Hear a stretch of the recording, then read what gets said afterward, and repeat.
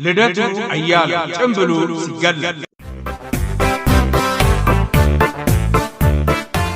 This article is prepared in Amharic language to denounce that the genocidal triggering point activities of Amharan extremists aiming primarily to divide Oromia region into two places like Gaza and the West Bank, dismantle the Ethiopian constitution without majority interest by violence, collapse Ethiopian federalism system and state, make the capital city Finfinne Addis Ababa another Kigalian Armageddon civil war, and all this by creating the informal group named Addis Ababa, the new approach of genocidal movement, which is ongoing and formed by Ermias Lagasa, the exiled former EPRDF authoritarian and current-time journalist dwelling in USA, with the cooperation of Lidatu Ayalo, the prominent politician in Ethiopia, and which is also asylumed in USA very lately.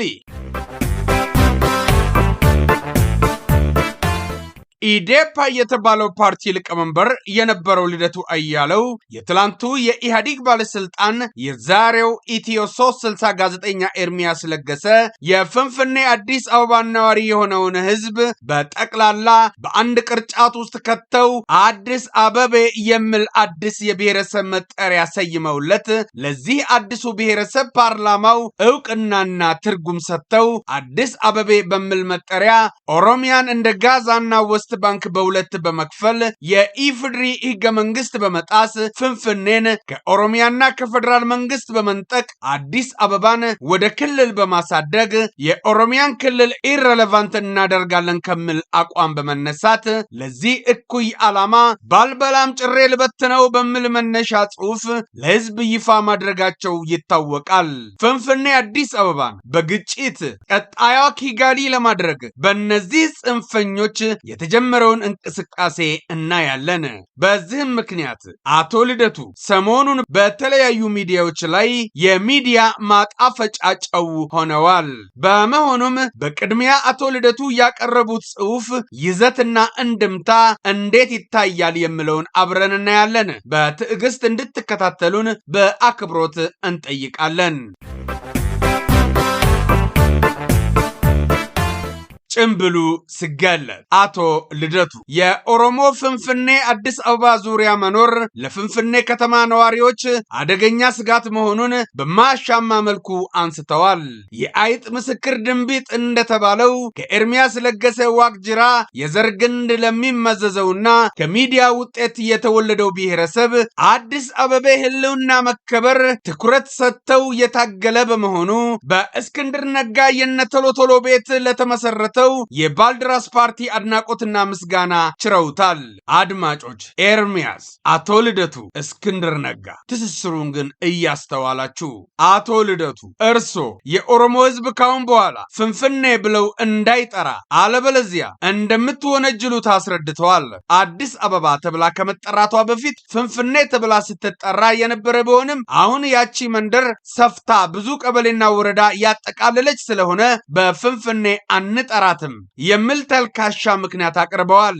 አንድ ህፃን ልጅ ሲወለድ አነስተኛ ኪሎ በነበረ ጊዜ የተሰየመው ስም አድጎ ኪሎው ሲጨምር ሌላ መጠሪያ ልሰጠው ግድ ይላል እያሉ ነው። በዚህ ሂሳብ ኦሮሞ ካሁን በኋላ በህገ መንግስታዊ ስሟ አዲስ አበባ ብሎ መጥራት ትቶ ፍንፍኔ ካለ እንደሚከሱት ዝተዋል። እርሶ የግል ተግባሮትን በሚገልጸው መጣጥፍ በጭሬ ልበት ነው ያደነቁት ሰው እስክንድር ነጋም ግን ፍንፍኔን በረራ ናት ብሎ በበሬ ወለደ ሳቡታጅ ብቅ ያለው እሱንስ ያንን ማለቱ ያስከስሰው ይሁን? ደብል ስታንዳርድ። እሱ ሐቀኛ ታጋይ ስለሆነ ሳይሆን ያደነቁት ምስጢራዊ የሽብር አባሎ በመሆኑ ነው። ፍንፍኔ የሚባለው መጠሪያ ደግሞ የሚያቅለሸልሾት ለኦሮሞ ካሎት ጥላቻ ነው። እናንተ በአማራው ጨቁን ስም የምትነግዱ የፊውዳል አስመላሽ ምስጢራዊ ፖለቲከኞች የትግል ስልት ስትከፋፈሉ ሌላው አበባ ይዞ፣ ሌላው ዱላ ይዞ፣ ሌላው ጎራዴ ይዞ፣ ሌላው ጠበንጃ ይዞ ሰንተርስት፣ ሰንተር ራይት፣ ፋር ራይት አሁን ደግሞ ለፍትስትም ጭምር በመምሰል እንደ አባቶቻችሁ ኢህአፓ፣ ወዝልግ፣ ማለሊት፣ አብዮታዊ ሰደድ የመሳሰሉትን በተለያየ ስም በተለያየ የፖለቲካ አይዲዮሎጂ በተለያየ አቅጣጫ ተመዳድባችሁ እርስ በርስ እየተነቃቀፋችሁ የተጣላችሁ ትመስሉ ነበር እንጂ ግባችሁ ሁላችሁም አንድና አንድ ነው። መጨረሻችሁ ባያምርም ታሪክ ስለናንተ የሚያስረዳው ይህንኑ ነው። የትላንትናና የዛሬው ታሪካችሁ የአንድ ሳንቲም ሁለት ገጽታ ነው። ምኒልክ ከቀየው አፈናቅሎ ያስወገደው ኦሮሞ ወደ ነበረበት ቀየው እንዳይመለስ ኦሮሞን ከአዲስ አበባ መጠበቅ ነው።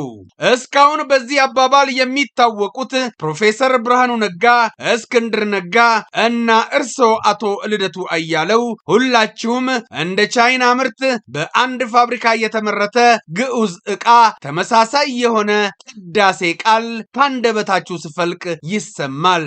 ይህንን ስለምናውቅ የእርሶ እስክንድር ነጋን ማድነቅ የምጠበቅ ነበር። እርሶም ቀዳሚ አጀንዳችን አዲስ አበባን ከኦሮሞ ነፃ ማውጣት ነው ብለዋል። በመሆኑም ተቃዋሚ ፓርቲዎች ተባብረው እንዲወዳደሩና አዲስ አበባን ከገዢው ፓርቲ መንጠቅ እንዲችሉ ከፍተኛ ጥረት ብቻ ሳይሆን ሁሉንም አይነት መስዋዕትነት እንዲከፍሉ ጥሪ አድርገዋል። ነገር ግን እርሶ ሕክምና በሚል ሰበብ ከዚህ አስፈላጊ ነው ካሉት መስዋዕትነት ሸሽተው አሜሪካን ሀገር መሽገዋል። ለሌሎች ግን የመስዋዕትነት ትግል ማድረግ እንዳለባቸው ጥሪ አድርገዋል። ፖለቲካን ሲሞቅ በማንኪያ ሲቀዘቅዝ በእጅ ይሉታል። እንዲህ ነው። ኢዴፓ በምርጫው ቢሳተፍ አዲስ አበባ ላይ ሊፈጥረው የሚችለውን ተጽዕኖ በመስጋት በህገወጥ መንገድ ከፓርቲነት እንዲሰረዝና ከፖለቲካ ትግሉ እንዲወገድ ተደርጓል ብለዋል። ይሄ ጉዳይ በቀጥታ ምርጫ ቦርድን የሚመለከት ቢሆንም እርሰው ሸሽተው ከሀገር ሲወጡ እንጂ በፍርድ ቤት ከሰው ሲሟገቱ ግን አላየንም። በስልጣን ላይ የሚገኘውን መንግስት ለማሸነፍም ሆነ የሀገሪቱን ህልውና አስጠብቆ ለማስቀጠል በቅድሚያ አዲስ አበባን በቫዮለንስ አሸንፎ መያዝ ከሁሉም ነገር በላይ ቅድሚያ ሊሰጠው የሚገባ ምትክ የለሽ የሆነ መፍትሄ ነው ብለው እንደሚያምኑም አልደበቁንም። አዲስ አበቤ የሚል አዲስ ብሔረሰብ ከኤርሚያስ ለገሴ ጋር ፈጥራችሁ በብሔረሰብነት ለማስመዝገብ ጥረት እንደጀመራችሁ ደርሰንበታል። ህገ መንግስቱ ፍንፍኔ የኦሮሚያ አካል መሆኗን በማያሻማ መልኩ አስቀምጧል። እርሶ ግን ይህንን አይቀበሉም። ይሄ ማለት ህገ መንግስቱን ይጻረራሉ። በህገ መንግስቱ የማያምን ሰው እንዴት አድርጎ በምርጫ መሳተፍ ይችላል? ምርጫው በህገ መንግስቱ ማዕቀፍ ውስጥ የተዘጋጀ ነውና የፍንፍኔን የኦሮሚያ አካልነት ያልተቀበለ ማንኛውም ሰው ህገ መንግስቱን ያልተቀበለ ነው። እንዲሁም እርሶ ፍንፍኔን ለአመፅ ማቀጣጠያነትና ለጽንፈኝነት ትግሉ ምሽግነት የሚመርጡበትን ምክንያት ሲጠቅሱ የብሔርተኝነት ፖለቲካው ወደፊት ሀገሪቱን የማፍረስ ውጤት እንዳስከትል ፍንፍኔ ከተማ ዋና የመከላከያ ምሽጋችን ሆና ታገለግላለች የሚል ስትራቴጂካዊ ግምገማ ያሉት መሆኑን ያስረዳሉ። በአንደኛነት ያስቀመጡት ራሱን በኢትዮጵያውያን ማንነት የሚገልጽ በርካታ ህዝብ የሚኖርበት በመሆኑ ብሔርተኞችን በምርጫ በቀላሉ የማሸነፍ እድል መኖሩን እንደሚያምኑ አንስተዋል። እኔ ግን የምለው በእናንተ ግምገማ ከፍንፍኔ ውጪ ያለው ህዝባችን ራሱን አረብ ነኝ ብሎ ነው የሚገልጸው ወይ? እርሶስ ከፍንፍኔ አዲስ አበባ ውጪ ያለው ሰፊው የኢትዮጵያ ህዝብ ራሱን ማነኝ ብሎ መጥራቱን ነው የሚያውቁት? ጠንካራ ኢትዮጵያዊ ያለው በአዲስ አበባ ውስጥ ብቻ ነው ማለት ነው? በጊዜ የለንም፣ ፍጥነት ማድረግ ያለብንን ሁሉ ማድረግ የሚገባን ወቅት ላይ ነን በማለት የአስቸኳይ አመፅ ጥሪ አስተላልፈዋል። እኛም በዚህ አጋጣሚ በፌዴራሊዝም የምታምኑ ሁሉም የኢትዮጵያ ወጣቶች ይህንን የፊውዳሎችን አስቸኳይ የአመፅ ጥሪ ባለበት በማምከን ራሱን ከጥቃት ለመከላከል ዝግጁ እንደሆን ገዳቪው ታስጠነቅቃለች። የክልልነት መብት ማጣት አዲስ አበባ የስልጣን ደረጃዋ ክልል ሳይሆን አስተዳደር ነው፣ ህገ መንግስቱ በፌደራሉ መንግስት አካልነት አያውቃትም ላሉት ፍንፍኔ እንዲያውም ተጠሪነቷ በቀጥታ ለፌደራሉ ሆነው ሳለ ሆን ብለው ማደናገር፣ ትክክልም ባልሆነ መረጃ ህዝቡን ለአመፅ መገፋፋት ፍላጎት ማሳያ ነው። በመሆኑም ፍንፍኔ አዲስ አበባን በፌደራል መንግስት አካልነት አያውቃትም ያሉት ነጭ ውሸት ነው። ክልል አይደለችም አትሆንምም፣ ነገር ግን የፌደራሉ አካል ናት። በህገ መንግስቱ አንቀጽ 47 ቁጥር 2 መሰረት ወደፊት ክልል የመሆን ጥያቄ የማቅረብ መብት ያላቸው በ9 ክልሎች ውስጥ የሚገኙ ብሔር ብሔረሰቦችና ህዝቦች ብቻ ናቸው ያሉት ትክክል ነው። ፍንፍኔ የሁሉም ብሔረሰብ መኖሪያ ነች እንጂ ለአንድ ብሔረሰብ ተሰጥታ ክልል የሆነች አይደለችም። በመሆኑም ተጠሪነቷ የፌደራሉ ሆና ትቀጥላለች። ወደ ክልልነት ትካለል ከተባለ ደግሞ የምትካለለው በኦሮሚያ ውስጥ ነው። በጂኦግራፊካዊም በታሪካዊም ለፖለቲካ መረጋጋትም ለኢኮኖሚያዊና ማህበራዊ ተጠቃሚነትም መካለል ያለባት ከኦሮሚያ ጋር ይሆናል። ስለዚህ የእርሶና መሰሎቹ ፍንፍኔን የአዲስ አበባ ብሔረሰብ ናት በማለት ከፌደራሉ ነጥቆ ለአማራ ክልልነት ማጨት ከፍተኛ ትንኮሳ መሆኑን የኢትዮጵያ ህዝብ እንዲገነዘብልን እንሻለን። ደግነቱ ለትግላችን ተጨማሪ ነዳጅ ከመሆን ባለፈ ቅዠቶ ለሰላማዊ ዜጎች እልቂት፣ ለተጨማሪ ሰቆቃ ትሪገሪ ፖይንት መሆን ይችል ይሆን እንደሆን እንጂ ለፊውዳሊስቱ ብሎክ ሌላ ምንም የሚያስገኘው ውጤት አይኖረውም። በፌዴሬሽኑ ምክር ቤት አለመወከል በህገ መንግስቱ አንቀጽ 61 ቁጥር 1 መሰረት የአዲስ አበባ ህዝብ በፌዴሬሽኑ ምክር ቤት ውስጥ ከሌላው የሀገሪቱ ህዝብ ተለይቶ ውክልና ተነፍጎታል በማለት ማወናበጃና ማወኪያ ቀዳዳ ሲቆፍሩ ይታያል። ፍንፍኔ አዲስ አበባ በቀጥታ በፌዴራሉ መተዳደሯ እየታወቀ እርሶ ለጠቅላይ ሚኒስትሩ እውቅና አልሰጥም ለማለት ካልፈለጉ በስተቀር በመሆኑም ፍንፍኔ ከፌዴሬሽኑ የተለየች በሌላ ደሴት የምትገኝ ሌላ ሀገር አይደለችም። አንድ ቀን ላይ አንድ ክልል ድንገት ብድግ ብሎ ሀገሪቱን ለማፍረስ ቢወስን ከሌላው የሀገሪቱ ህዝብ ተለይቶ የአዲስ አበባ ህዝብ የነዚህ ከፍተኛ ፖለቲካዊ ውሳኔዎች ተጋሪ የመሆን መብት የለውም ብለዋል። ዋናው መከራከሪያው ይሄ እኮ ነው አባቴ። እርስዎ እንዳሉት በህገ መንግስቱ የቃል ክዳን ውል መሰረት የኢትዮጵያ ህዝብ አብሮ እስከኖረ ድረስ ፍንፍኔ የሁላችን መኖሪያ ነች።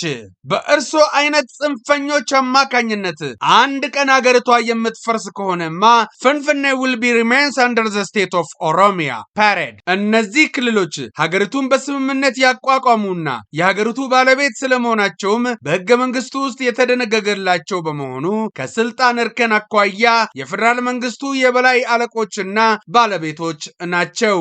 ሉዓላዊነት ያላቸው ዜጎችና ሀገሪቱ ሳይሆኑ ብሔር ብሔረሰቦችና ህዝቦች የሚባሉ ማንነቶችና ቡድኖች ብቻ ናቸው ብለዋል። ከብሔር ብሔረሰብ ውጭ ያሉ ዜጎች እነማን ናቸው? ዜጎች ማለት ብሔር ብሔረሰብ ማለት አይደሉም እንዴ? ብሔር የሌለው አለ ወይ? ካለስ እሱ ማን ነው? ሌላ ጊዜ አማራ አለ እኔም አማራ ነኝ ይላሉ። ወሎዬ ኦሮሞ የኔ ደም ቢሆኑም አሁን ደግሞ ብሔር ብሔረሰብ ውስጥ የማይመደብ ዝም ብሎ ዜጋ የሆነ አዲስ አበባ የሚባል ብሔረሰብ አለ። እሱስ እንዴት ይሁን ነው ጉዳዩ። ነገር ግን እሱ ማን ነው ብሔር የሌለው? እሱ ማን ነው ብሔር ብሔረሰቦችን አፍኖ በዜግነት ፖለቲካ ቋንቋው የበላይ ሆኖ ሲጨቁን እየኖረው?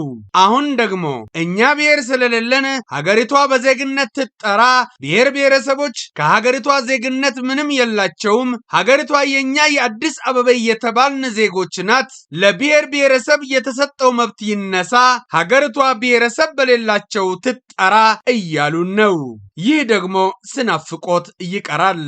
እሱ የእናት ጡት ነው፣ አንመለስበትም፣ ጊዜው አልፏል እኮ። ብቻ ፌዘኛ ኖት እንዳልል ስድብ ይሆንብኛል። ደግሞም የሆነ ጊዜ የክብር ጃንጥላ አይቸቦት ነበር። ለማንኛውም ይህንን ያሉት ስለ ቡድን መብትና የወል መብትን አስመልክቶ ያለዎትን ተቃውሞ ለማሳየት ይመስለኛል። እንበልና 9 ሰዎች በአንድ ቤት ውስጥ ተስማምተው የሚኖሩ እንደሆነ 8ቶቹ የሆነ ነገር ቢወስኑና አንደኛው ሌላ ነገር ቢወስን በዚህ ቤት ውስጥ የማን ውሳኔ ስራ ላይ መዋል አለበት? መቼስ ለአንዱ ሰው ውሳኔ 8ቱ ሰዎች ፍላጎት መታፈን የለበትም። ይሁን እንጂ ያ አንደኛው ሰውዬ ከፈለገ ሌላ ቤት ፈልጎ ፍላጎቱን ለብቻው ስራ ላይ ማዋል ይጠበቅበታል። ስለዚህ ምንም ቢሆን ለቡድን መብት ቅድሚያ መሰጠት ትክክለኛ አመክንዮ ነው። የግል መብት ከጋራ መብት የሚቀድምበት አመክንዮ አመክንዮ በኢትኒክ ፌዴራሊዝም ውስጥ አይሰራም። በዚህ ሂሳብ እርሶን ያሳሰበው እንደ ጨሌ ተበትነው በኢትዮጵያ ብሔር ብሔረሰቦች ውስጥ ተሰግስጎ ያለው የአማራ ኢትዮጵያዊ ዘር አብዛኛው ማጆሪቲ ህዝብ መብትን ስራ ላይ ለማዋል ውስኑ አማራ መብቱን እንዳያጣ ለውስኑ ጥቂት አማራ ተብሎ ህብረተሰቡ የጋራ መብት ወይንም ኢንተረስቱን መስዋዕት ማድረግ አለበት። የግለሰቦች መብት ከጋራ ወይንም ቡድን መብቶች ይበልጣል፣ ቅድሚያ ሊሰጠው ይገባል ባይኖት። ሁሉም ሰው ለአንድ ሰው ለንጉሱ ማገልገል አለበት። የንጉሳዊ መስተዳድር የተቀዳ ፀሐይ በምዕራብ መውጣት አለባት የሚል አይነት የከሸፈ አመክንዮ ነው። መክሸፍም እንደርሶ ባይሆን አብዛኛው አማራ የሚበዛበት ቦታዎች ላይ ማጆሪቲው ሌላው ብሔረሰብ ቢሆንም ውክልና ተሰጥቷቸው መብታቸውን ከአካባቢው ሰው እኩል ኤክሰርሳይዝ ቢደረግ ተገቢ ነው። ለምሳሌ በዩናይትድ ስቴትስ ኦፍ አሜሪካ ሚኒሶታ እንደሚኖሩት ኦሮሞዎች ማለት ነው። ከዚህ ውጪ ለዱሮው ንጉስ ልጅ ለዱሮው ባለባት ወይንም ላንድሎርድ ቤተሰብ ተብሎ ብዙሃኑ ጭቁን መብቱን የሚያጣበት ምክንያት የለም። ይህ ማለት አማራ ካልገዛ አስተዳደሩ ወይንም መዋቅሩ ትክክል አይደለም ብሎ መበየን ነው። በአንቀጽ 49 ቁጥር 5 መሰረት የኦሮሚያ ክልል በአዲስ አበባ ዙሪያ የሚገኝ ክልል መሆኑን በመጥቀስ ከተፈጥሮ ሀብት አጠቃቀም ከመሰረተ ልማት መስፋፋትና ከአስተዳደራዊ ጉዳዮች ጋር በተያያዘ ልዩ ጥቅም በአዲስ አበባ ከተማ ላይ እንዲኖረው ደንግጓል።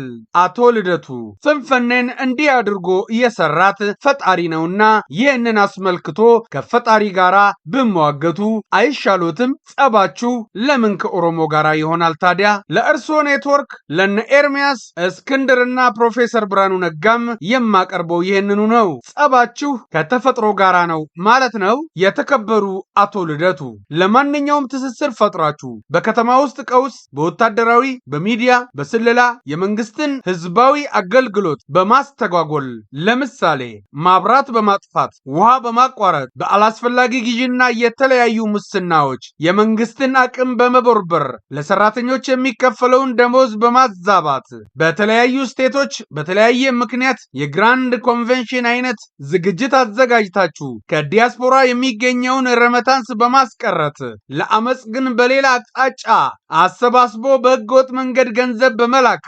በዲፕሎማሲ ዘመቻ የመንግስትንና ፌደራል ስርዓቱን ጥላሸት በመቀባባት ወዘተ በተቀናጀ ሁኔታ እየሄዳችሁበት ያላችሁት የሽብር ዘመቻ ሁሉም ሰው ያወቀው ፀሐይ የሞቀው የተጋለጠና መፍትሄ የተዘጋጀለት ነው። ዘንድሮ መቼም ጋዜጠኛው ወደ ጦር መሪነት ተቀይሯልና በጋዜጠኛና የፖለቲካ ጥመማ ባለሙያ በኤርሚያስ ለገሰ ዋቅጅራ ማስተር ማይንድነት ተወጥኖ በእርስዎ ፊት አውራሪነት እየተካሄደ ባለው አዲስ አበቤን ብሔረሰብ የማድረግ የተቀናጀ እንቅስቃሴ ባልተለመደ ሁኔታ በሰንተሪስትነት የምናውቆትን እርስዎን አቶ ልደቱን አልፈው ወደ ፋር ራይት ኮንሰርቫቲቭነት ቀይረውታል። ፍንፍኔ አዲስ አበባን ወደ ኪጋሊ በመቀየር ሀገሪቷንም ሌላ ሩዋንዳ ህዝቦቿንም ወደ ሁቱና ቱሲ እንደሚቀይር ጥርጥር የለውም። ፍላጎቱ ይህ ከሆነ ይቀጥሉበት።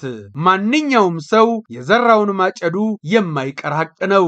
የዚህ ክስተት ክሮኖሎጂካል ኦርደሩን ጠብቆ ለታሪክ ይመዝገብ።